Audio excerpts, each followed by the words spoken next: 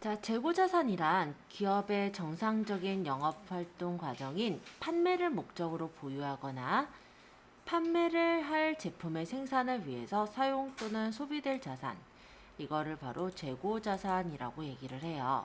그러니까 판매가 목적인 자산들은 재고자산이에요. 또는 판매를 통해서 현금화가 되는 자산이 재고자산이라고 보시면 됩니다. 재고자산에는 상품과 제품, 반제품, 제공품, 원재료, 저장품 이런 것들이 있는데, 일단 재고자산에서 우리가 외부로부터 사오는 것은 상품이라고 불러요. 그래서 우리가 사다가 파는 건 상품이고, 만약에 내가 만들어서 파는 건 제품이라고 해요. 제공품과 반제품은 만드는 과정에 있는 것인데, 제공품의 경우는 판매가 안 되는 거고 반제품의 경우는 판매가 가능한 거다. 이런 정도의 차이를 저번에 말씀드렸죠. 재고자산의 취득원가는 다음과 같이 계산하는데요. 외부 매입은 매입한 것에 매입부대 비용을 더해서 취득원가를 계산을 하게 돼요. 그리고 내가 만약 만들었다라고 한다면 재료비, 노무비, 제조간접비를 더해서 제조원가를, 취득원가를 만들게 됩니다. 그래서 취득원가 구하는 형식은 이렇게 구해요. 매입액에 부대 비용을 더한다. 또는 재료비, 노무비, 제조간접비를 더해서 구한다. 자, 재고자산의 매입금액이란 총 매입가액에서 할인, 애누리, 환입을 차감한 매입액을 바로 재고자산의 매입금액이라 하는 거고요. 매입 부대 비용은 매입하는 과정에서 차를 타고 가거나 아니면 수수료가 들었다라고 했을 때 그것을 매입 부대 비용이라고 얘기를 합니다. 그래서 매입 부대 비용은요, 판매자가 부담하는 경우라고 한다면 판매자의 판매비로 처리를 하는 거예요.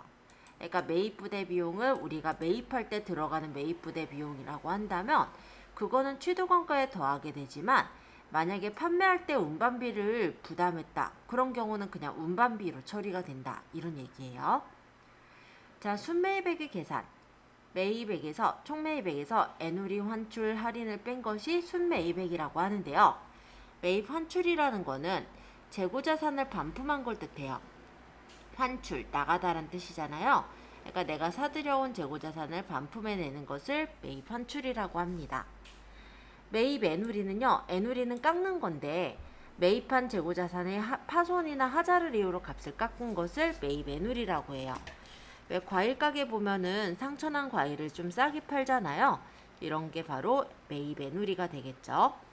그리고 매입 할인이라는 건, 이거는 우리 얼리버드 세일 같은 걸 생각하시면 되는데, 재고자산의 구입 대금을 조기에 지급할 때 상대방이 깎아준 것을 매입 할인이라고 얘기를 합니다.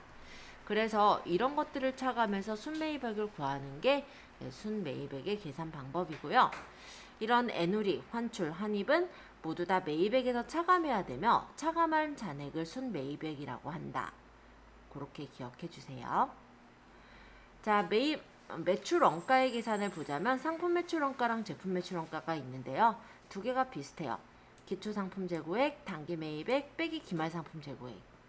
그리고 그 외에 이제 타계정 대체가 있으면 빼주면 되죠. 제품 매출 원가도 마찬가지로 기초 제품 재고액 플러스 단기 제품 제조원가 빼기 기말 제품 재고액을 하면 되고, 그 중에 타계정 대체가 있으면 빼주시면 돼요. 자, 기말 재고액이라는 건 정상 감모 손실분과 재고자산 평가 손실을 차감한 잔액은 기말 재고액이라고 얘기를 합니다. 그래서 매출 총이익을 계산하자면 순매출액에서 원가를 차감한 게 매출이익이라 볼 수가 있어요. 그럼 순매출이익이라는 거는 일정 기간 동안 판매한 모든 상품의 판매 가격인 총 매출액에서 아까 보았던 애누리, 환입, 환출 이런 것들을, 할인 이런 것들을 차감해서 계산한 걸 순매출액이라고 합니다. 환입이라는 건 매출한 건데 다시 들어온 거죠, 그쵸? 그래서 반품돼서 들어온 걸 매출 환입이라고 하고요. 애누리는 뭐냐면 이번엔 하자가 있어서 값을 깎아준 것이 애누리가 되겠죠. 매출 애누리, 그죠? 그리고 매출 할인이라는 건 빨리 사람이 결제를 하면은 일정액을 깎아주잖아요. 그런 걸 매출 할인이라고 얘기를 합니다. 그래서 이런 것들을 총 매출액에서 뺀 것이 순매출액이 되는 거예요. 자, 그 다음에 기말 재고자산의 평가. 기말 재고자산의 평가는 재고자산의 수량의 단위당 원가인 단가를 곱해서 구하는데, 재고자산의 단가는 취득원가에 의하는 것이 원칙이지만 재고자산의 시가가 취득원가보다 하락했다면 시가를 적용해야 합니다. 그래서 기말 재고자산의 수량 파악을 보자면 계속기록법과 실질재고조사법이라는 게 있는데요.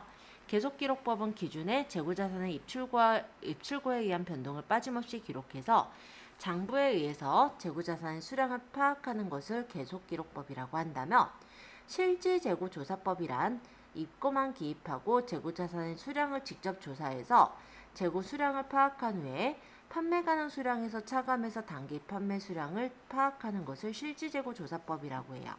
자, 두 가지가 그냥 내용을 읽었을 때는 이해가 안 되실 거라 다시 한번 얘기를 하자면 우리가 기말이라고 하면 결산일, 즉 12월 31일을 뜻해요. 그럼 12월 31일 날 내가 만약 재고가 몇 개가 있는지 수량을 체크를 하고 싶은 거죠. 자, 체크하는 방법엔 두 가지가 있는 건데 계속기록법이라는 건 입고 들어올 때마다, 출고 들어올 때마다 계속해서 장부에 기록을 해왔던 거예요. 그러면 몇 개가 남았는지 바로 그 장부만 보면 알 수가 있죠.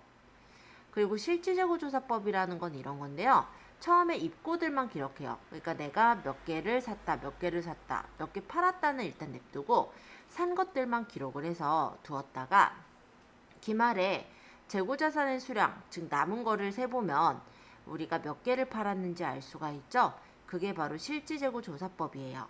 그런데 이 계속기록법과 실질재고조사법의 경우 아무래도 약간은 한 가지만 가지고 체크를 하기에는 오류가 있을 수가 있으니까 보통 이 두 가지를 같이 수량 파악을 할 때 활용을 합니다. 자, 기말 재고자산의 단가 산정, 원가 흐름의 가정인데요. 매입 단가가 계속해서 변동을 하는 경우에 판매되는 재고자산의 원가를 어떻게 결정한 것인지를 가정한 것을 원가 흐름의 가정이라고 얘기를 해요.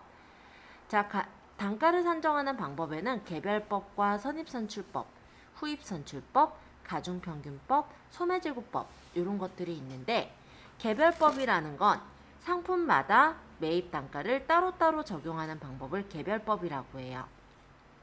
그럼 선입선출법은 먼저 들어온 게 먼저 나간다 라는 뜻이죠. 그래서 먼저 매입한 상품이 먼저 판매된 것으로 가정하겠다라는 걸 선입선출법이라고 합니다. 후입선출법은요, 나중에 들어온 걸 먼저 내보내는 거예요. 그렇게 해서 원가를 배분하는 걸 후입선출법이라고 합니다. 그리고 가중평균법이라는 건 두 가지인데요. 일단은 이동평균법과 총평균법이라는 게 있어요.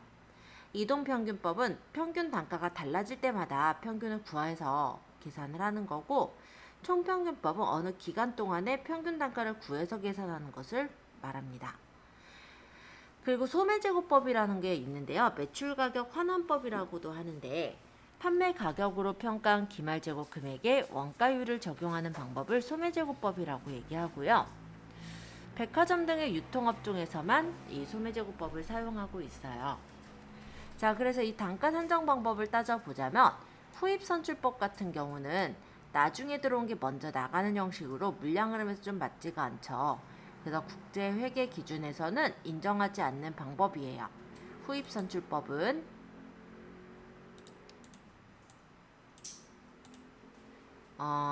회계 기준에서 인정하지 않는다. 일단 이렇게 기억하고요. 가중평균법에는 이동평균법과 총평균법이 있다. 그리고 기업 회계 기준에서 표준편제에 대한 재고자산 평가는 인정하지만 기준재고법, 화폐가치 후입선출법, 매출 총이익법 이런 거는 인정 안 한다. 이건 뭐 중요하진 않으니까. 어쨌든 여기 있는 단가 산정 방법들은 한 번씩 봐두셔야 될 것 같아요. 그래서 이런 것들이 아닌 것은 해가지고 평균법이 뭐 나온다든지 뭔가 생뚱맞은 게 하나 더 섞여서 나오게 된다면 굉장히 쉽게 골라낼 수 있는 문제일 거거든요. 그래서 단가 산정 방법들은 한 번씩 봐두시고요. 나중에는 아마 개별법이나 선입선출법 이런 거 푸는 문제도 나올 수 있겠죠. 그때 같이 또 볼게요. 자, 각 방법의 비교.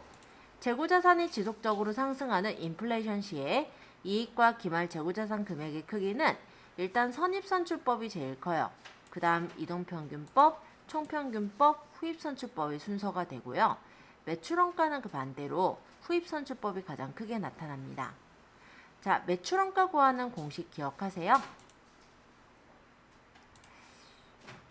매출원가를 구하기 위해서는 이렇게 되죠.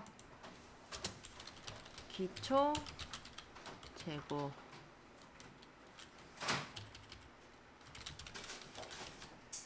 일단 뭐 기초 제품 재고라고 하고 플러스 단기 뭐 총 매입이라든지 뭔가 있겠죠. 단기 매입한 게. 그래서 빼기 기말 제품 재고를 계산을 해보면 얘가 뭐예요? 매출 원가잖아요. 그쵸? 자, 그러면 일단 인플레이션 시다라고 했을 때 기말 재고자산의 크기는 그러니까 여기 있는 기말 재고자산의 크기는 제품 재고 이렇게 하니까 헷갈리겠다. 기초 플러스 단기 빼기 기말이 원가다. 이렇게 일단 생각해 볼게요. 자, 그러면 얘가 제일 지금 이제 기말 재고자산의 금액 크기라고 했을 때는 선입선출법은 어떻게 되냐면 보통 이렇게 되죠. 선입선출법이라는 거는 먼저 들어온 게 먼저 나가는 거고요. 간단히 말하면 예를 들어 3월 1일 날 물건을 개당 단가 뭐 100원에 10개를 샀다. 그러면은 이때는 1,000원이었을 거예요. 그쵸? 근데 만약에 나중에 살려고 보니까 3월 뭐 10일 날 물건 살 때 개당 단가가 110원으로 올라 있다라고 한다면 똑같은 금액의 돈을 똑같은 그 개수만큼을 산다고 해도 1,100원으로 금액이 오르게 되잖아요. 이런 게 지금 원가가 상승한 그런 경우인데 이렇게 상승을 했을 때 일단은 이익하고 기말재고자산의 금액을 따져본다면 선입선출법이 더 크게 되고 그 다음에 이제 이동평균법, 총평균법, 후입선출법 이렇게 들어가는데 그 이유는 선입선출법은 먼저 들어온 게 먼저 나간단 말이에요. 그러니까 예를 들어서 3월 5일 날 내가 매출을 했다. 아니야. 3월 예를 들어 한 20일 날 매출을 했어요. 개당 단가를 예를 들어서 200원씩 팔았다라고 가정을 할게요. 그렇게 해서 예를 들어 10개를 팔았다라고 가정하면 얘는 지금 2,000원의 수익을 얻은 거죠. 그쵸? 간단하게 일단 생각했을 때. 자, 그러면 우리가 이거를 선입선출법으로 따져본다면 3월 20일 날 매출을 한 것은 3월 1일자 돈이 빠져나갔을까요? 3월 10일자 물건이 빠져나갔을까요? 선입선출법이라는 건 먼저 샀던 게 먼저 빠져나가는 거니까 여기 것들이 다 빠져나가요. 이게 이제 원가라고 생각하시면 될 것 같아요. 만약에 이게 10개가 아니라 뭐 15개다 라고 한다면 여기서 10개가 빠지고 여기서 5개가 빠지는 그런 형식이었을 거예요. 네, 일단 조금 더 계산 편하게 하려고 10개로 적었어요. 자, 그러면 얘가 매출 원가인 거예요. 그죠? 1,000원이 매출 원가고 그리고 매출액이 2,000원인 거예요. 그럼 이익은 얼마 봤어요? 매출액에서 매출원가를 뺀 게 매출이익이잖아요. 그러니까 매출이익은 2,000원 빼기 1,000원을 하면은 1,000원의 매출이익을 얻거든요. 이게 이제 선입선출법일 때. 그쵸? 그럼 후입선출법이라고 가정을 하고 똑같은 상황이라고 볼게요.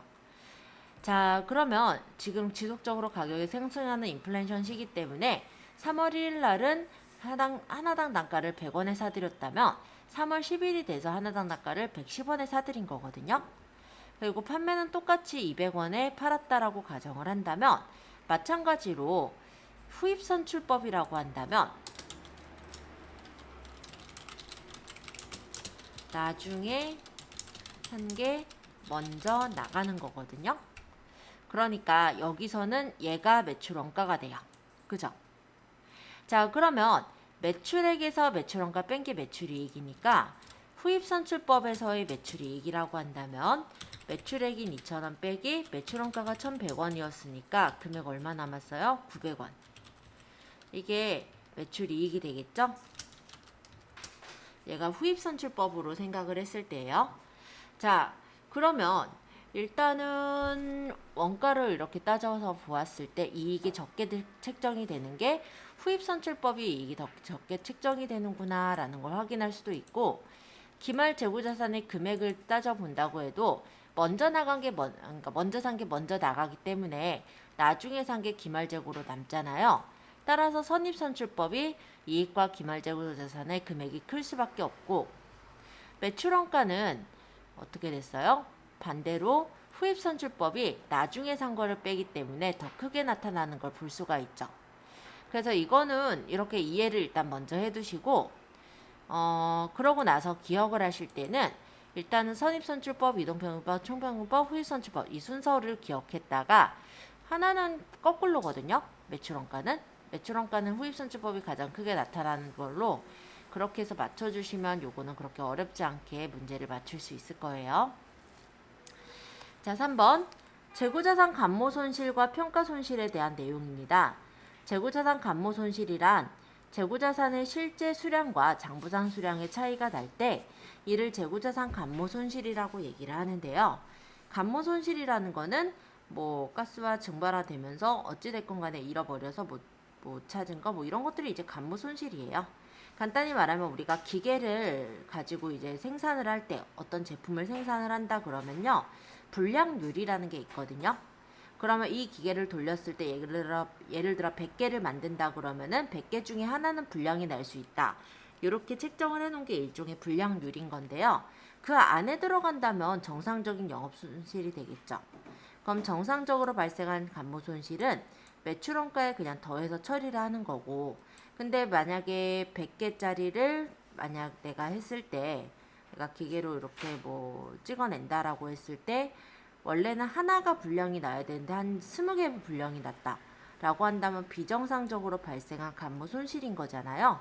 그런 경우는 어떤 문제가 중간에 있었겠죠. 그죠? 그러면 그런 건 영업의 비용으로 분류를 하더라 라는 거예요. 자, 재고자산 평가손실.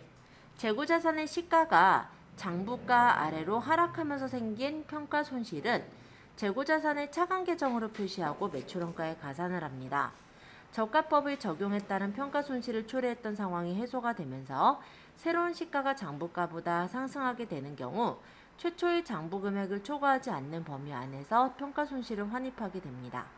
따라 재고자산 평가손실의 환입은 매출원가에 차감하는 요소예요. 그래서 평가손실이라는 거는 실제 가치가 하락했다가 아니라 일단은 시가 자체가 떨어진 거죠. 그래서 나타난 평가손실이 되겠고, 요거는 이제 재고자산의 차감 계정으로 처리를 하더라. 자, 그렇게 이해해 주시면 될 것 같고요. 4번 기말 재고자산 포함 여부입니다. 재고자산은 보고기간 종료일 현재 기업이 보유하고 있는 재고자산을 재무상태표에 표시해야 되는데요. 보유하고 있지 않더라도 기업의 재무자산인 게 있고 가지고 있더라도 재고가 아닌 게 있죠. 그거를 이렇게 정리를 해놓은 거예요. 자, 운송 중인 재고자산이라는 것은 아직 도착을 하지 않은 건데요. 일단 이런 거는 인도 기준에 따라서 처리가 됩니다. 만약 선적지 인도 기준이라는 건 뭐냐면 물건을 배에 실었을 때 인도가 된 걸로 책정을 한다라는 거예요. 그러니까 선적을 하면 물건을 실으면 이미 매입자의 재고자산이 되기 때문에 중간에 만약에 사고가 나서 여기 있는 물건들을 못 쓰게 된다라고 했을 때 고스란히 그냥 매입자의 손해가 되는 거죠. 자, 도착지 인도 기준이라는 거는 매입자에게 물건이 도착했을 때 인도가 된 걸로 처리하겠다라는 거예요. 그렇기 때문에 운송 중인 자산이라고 한다면 아직 도착하기 전이니까 판매자의 재고자산이 됩니다. 자, 저당 상품은 담보를 제공한 자의 재고자산이에요. 그리고 할부 판매 상품은 인도 기준에 따라 보면 되는데 판매 시점에 매입자의 재고자산이 되는 거고요. 인도 기준으로 봤을 때 회수기일 도래 기준으로 봤을 때는 회수비일이 아직 도래하지 않은 것은 판매자의 재고자산에 포함을 한다라는 겁니다. 자, 그리고 위탁상품, 적손품이라는 게 있는데요. 수탁자가 가지고 있는 적손품은 위탁자의 재고자산이에요. 자, 이렇게 보시면 되죠. 제가 예를 들어서 학원에 이제 있는데 여기다가 만약에 영업직 사원들이 뭔가 이제 상품들을 올려놔요. 상품들을 진열을 해놓고 이거를 팔면은 리베이트를 주겠다라고 하는 거예요. 그러면 만약에 그거를 판매를 했다라고 한다면 그에 대한 거는 누구의 재고자산이냐라는 건데요. 수탁자라는 거는 우리가 만약에 의사를 받아들여서 물건을 가지고 있는 쪽이라면 수탁자가 되는 거고요. 위탁자는 물건을 맡긴 사람이 되겠죠. 어쨌든 수탁자가 가지고 있는 상품이라면 아직은 판매가 되지 않은 거죠. 그죠? 그러면 위탁자의 재고자산이라고 볼 수가 있는 거예요. 그러니까 위탁 상품이라는 것은 이렇게 생각해도 될 것 같은데요. 제가 예전에 정말 어렸을 때의 무렵인데 제일 처음에 이제 아르바이트를 했었던 게 약국의 전산직 아르바이트를 했었어요. 그때 이제 약국에서 보면은 거기 이제 뭐 염색약 판매하시는 분도 오시고 아니면은 뭐 간단한 뭐 건강 신발인가요? 그런 거 판매하시는 분들도 오시거든요. 근데 그런 것들을 진열을 해놓으면서 요거 판매하시면 약사님한테 얼마 정도 그 수수료를 드릴게요. 이렇게 얘기를 하고 그렇게 해서 진열을 해놓고 가세요. 그러면 이제 환자분들이 오셔가지고 손님들이 오셔가지고 거기 있는 이제 건강 제품에 만약 관심을 갖고 사게 된다면 그때 이제 판매가 이루어지는 거죠. 실제 약사가 가지고 있다고 해서 그 물건이 판매가 된 게 아니기 때문에 그때는 위탁자의 재고자산이지만 만약에 이 수탁자가 판매를 했다라고 한다면 그때는 이제 수익으로 인식이 되는 거예요. 자, 시송품. 시송품이라는 거는 매입자가 구입 의사를 밝히는 때에 판매가 이루어지기 때문에 구매 의사를 밝히지 않은 것이라면 판매자의 재고자산이라 할 수 있습니다. 자, 예를 들면 이런 건데요. 우리가 홈쇼핑에 보면은 일주일간 써보고 결정하세요. 이런 것들 간혹 보셨을 거예요. 그러면 일주일간 써보고 결정하라고 하니까 우리 한번 주문해볼까 하고 주문을 해서 왔다라고 가정할게요. 그렇게 해서 일주일이 지나가게 되면은 거기서 이제 어떻게 처리가 되냐면 우리가 암묵적으로 구매 의사를 밝혔다라고 처리가 돼요. 그렇기 때문에 그때부터는 이제 판매자의 재고자산이 될 수가 있는 거죠. 그러니까 시성품이라는 건 일단 한번 써보고 테스트 해보고 쓰겠다라는 목적으로 보통은 이제 먼저 받아서 써보는 거잖아요. 그래서 그 매입자가 구매 의사를 밝힐 때에 판매가 이루어지는 거다. 이렇게 생각하시고 구매 의사를 밝히지 않은 거라면 당연히 판매자의 재고자산이다 라고 볼 수 있겠죠. 자, 확인 예제 볼게요. 다음은 주 마포의 제7기의 재고자산 관련 자료이다. 총평균법에 의한 재고자산의 계산 시 단가로 오른 것은? 자, 총평균법이 나왔는데요. 이 총평균법이라는 건 단가를 구할 때 기간에 대한 평균 단가를 구해서 그걸로 계산을 하는 방식이에요. 자, 그러면 일단 평균 단가를 구하기 위해서 값을 다 더해야 되겠죠. 그래서 100원에 10개, 그리고 120원에 30개, 그 다음에 여기 이제 매입 110원에 100개 해가지고 계산을 해봅니다. 일단 한번 계산을 해볼게요. 일단 100원에 100개라면은 1000원일 거고 플러스 30개 곱하기 120원 하니까 3600원, 그리고 10개 곱하기 110원, 그럼 1100원에 플러스 3600원에 플러스 1000원이네요. 그쵸? 자, 그러면 이렇게 금액이 나오는데요. 이거를 어떻게 하냐면 우리가 지금 10개가 있었고 30개를 사드렸어요. 거기서 20개를 빼고 10개를 더한 게 지금 갖고 있는 매입 수량이 되겠죠. 그러면 얼마예요? 30개인가요? 10개, 10개, 20개 하니까 30개. 자, 그러면 이거를 우리가 30개로 나눠 볼게요. 그러면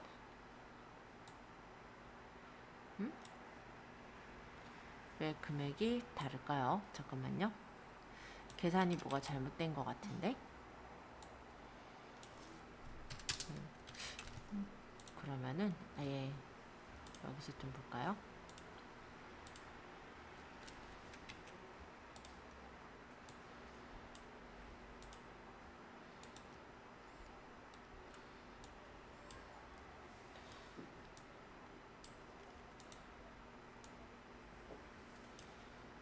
지금 보면은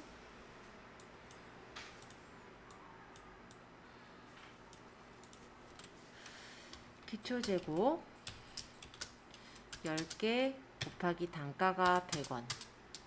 그죠? 플러스 그 다음 매입이 30개 곱하기 단가 120원.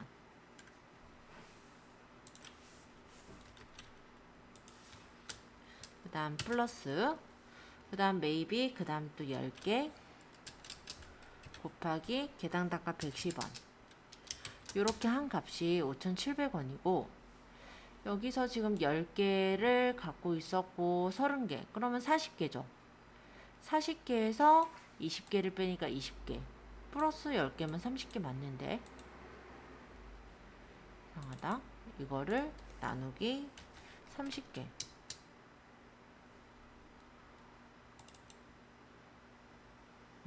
아 이거 괄호를 안 했죠? 190원이 나오는데 총평균법의 단가로 맞는 것은 110원. 뭔가 식이 그대로 계산을 했잖아요. 그죠? 30개 120원, 10개 110원. 그리고 10개 30개 10개니까 뭐 한 거지? 자, 10개 30개면 40개. 그쵸? 그리고 여기 10개니까는 50개.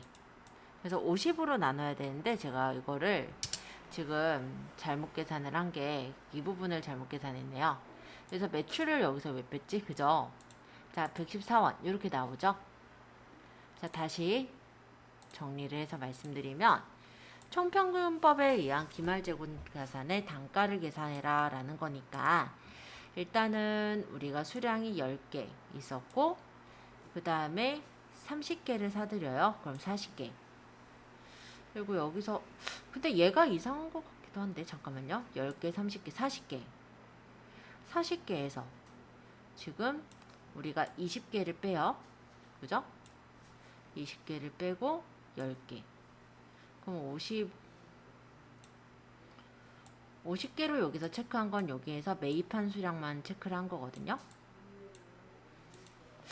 그러면 요거는 일단 단가로 오른 것은 여기서는 114원으로 나오긴 했는데 매출할 때 요 단가는 지금 계산 시의 단가로 책정을 하진 않은 것 같아요. 그래서 요거는 일단은 체크를 좀 해놓고 다음번에 제가 다시 풀어 드릴게요. 일단 답은 여기서는 매출을 빼고 한 건데 총평균법이 기본적으로 이제 평균 단가를 구하는 거잖아요. 그러다 보니까 우리가 여기서 이제 남은 기말재고 자산의 단가를 뽑는다라고 해도 그 아마 수량으로 계산을 해서 처리를 한 것 같기는 해요. 요거는 제가 다음번에 다시 얘기하겠습니다. 자, 2번.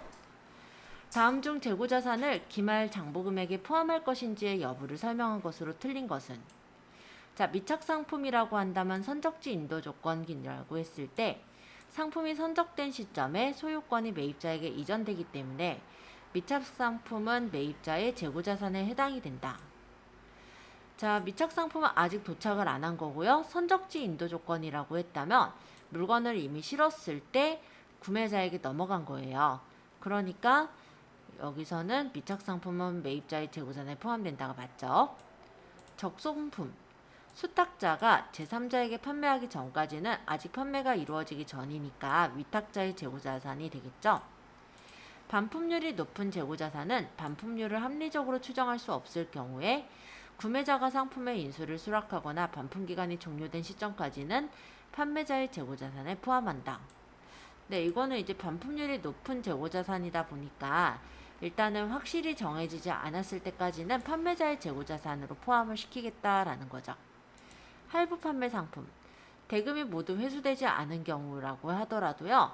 처음에 이제 결제를 할 무렵대로 할부 판매 상품은 결제가 되게 되어 있어요. 그래서 상품의 판매 시점에 판매자의 재고자산에 포함한다 라는 부분은 여기서 이제 틀린 부분인데요. 판매자의 재고자산에서 제외가 되는 거죠. 왜? 우리가 예를 들어서 학원비를 만약 결제한다고 할 때요. 할부로 결제하시는 분도 있거든요. 그런데 언제 결제가 된 걸로 처리를 해요? 실제 그 계산을 끊을 때. 그죠? 그러니까 판매 시점에 판매자는 이미 결제가 되는 거예요. 그러니까 재고자산에서 빼야 되는데 포함한다라고 했으니까 틀린 것은 4번. 자, 3번. 다음 설명은 재고자산의 단가 결정 방법 중 어느 것에 해당하는가? 이 방법은 실제 물량 흐름과 방향이 일치하고, 자, 실제 물량 흐름과 방향이 일치하다면 먼저 들어온 게 먼저 나가는 선입선출법이겠죠. 최근의 가격, 즉 시가인 현행 원가를 나타내는 장점이 있는 반면 현행 수익과 가동한 원가가 대입되기 때문에 수익 비용의 대응이 적절하게 이루어지지 않는 단점이 있다. 답은 여기서 딱 봐도 선입선출법. 자, 4번. 다음 자료를 기초로 매출 총이익을 계산하면 얼마인가? 자, 매출 총이익이라고 한다면 일단은 매출 원가랑 그리고 매출이익 그리고 매출액 요렇게가 이제 나오게 되잖아요. 그럼 여기 이제 매출액이 있고 그 다음 여기 매출 원가가 있나 봤더니 여기에는 매출 원가가 없어요. 근데 여기 보니까 단기 총 매입액이 있고 기초상품 재고액이 있고 기말상품 재고액이 있네요.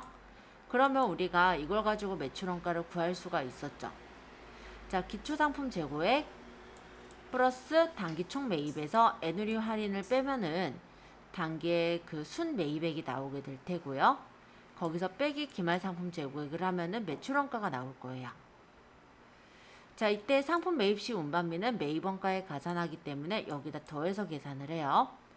그래서 매출 원가 구하는 부분에서는 기초상품 재고액이 70만원 플러스 단기 총 매입액이 120만원 그러면서 플러스 여기서 이제 매입할 때 운반비가 매입 원가에 더해지고요. 그 다음 빼기 매입 환출 애누리가 15만원 이렇게 해서 계산이 이루어진 거에 빼기 기말 상품 재고액 40만원을 빼니까 값이 137만원이 나오더라 라는 겁니다.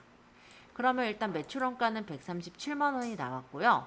매출액이 260만원이니까 260만원에서 137만원을 빼게 되면은 123만원이 답이 되겠죠. 그래서 매출 총이익을 계산하면 답은 1번. 아, 요것도 총평균법이네요. 자, 여기서도 지금 보면은 똑같이 이렇게 계산했거든요. 그러니까 이거 단위당 원가를 제가 계산을 아까 잘못한 게 맞는 것 같은데 일단 보죠. 기초상품 재고액 100개에다가 개당 단가는 2,000원이래요. 그리고 단기상품 매입액은 900개인데 개당 단가 3,000원이라고 합니다. 총평균법이라는 건 평균 단가를 구한 다음에 개수로 나눠야 되거든요. 그러면 100개에다가 900개니까 1000개잖아요. 그쵸? 그래서 나누기 1000개를 하면 2,900원이 나와요. 그러면 여기서 이제 기말 상품 재고액을 따지려면은 우리가 판매한 게 4,000원에 800개를 팔았는데 일단은 하나당 단가가 2,900원이니까 2,900원으로 해서 계산을 해보면 되겠죠. 자, 일단 100개에서 900개를 매입을 했는데 거기서 800개를 팔았다라고 한다면 기말에 남은 상품은 1000개에서 800개를 뺀 200개가 남은 거고요. 그럼 200개를 하나당 단가를 2,900원으로 계산을 해보면 기말 상품 재고액은 58만원이 답이 나오게 됩니다. 그래서 여기서 맞는 건 3번.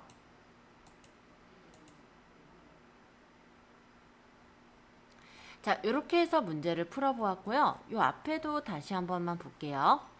자, 여기도 총평균법이고 여기도 총평균법이에요.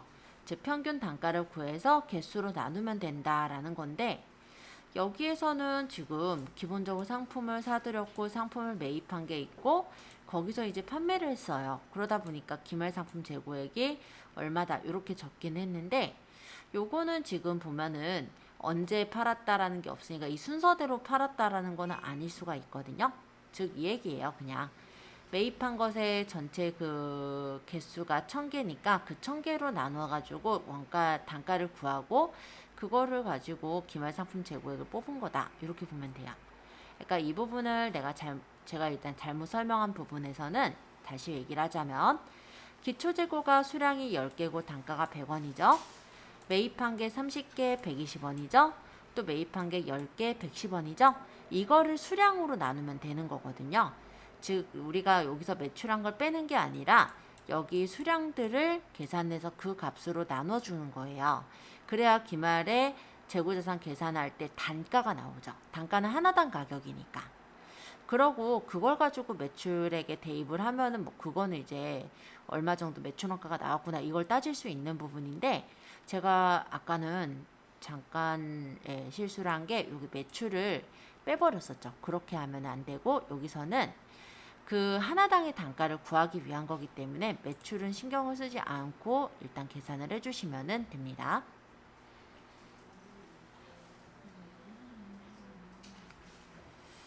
자, 이렇게 해서 문제를 보았고요. 평가 문제는 이후에 다시 풀 거예요. 그래서 조금 우리가 계정을 조금 익힌 후에 풀 거라서 좀 내비두고, 지금 7시 51분이니까 10분 정도 쉬었다가 8시서부터는 저희 실기 예제로 가볼게요. 실기는 저번에 저 거래처 등록까지 등록했었으니까 그 이후서부터 볼 거예요.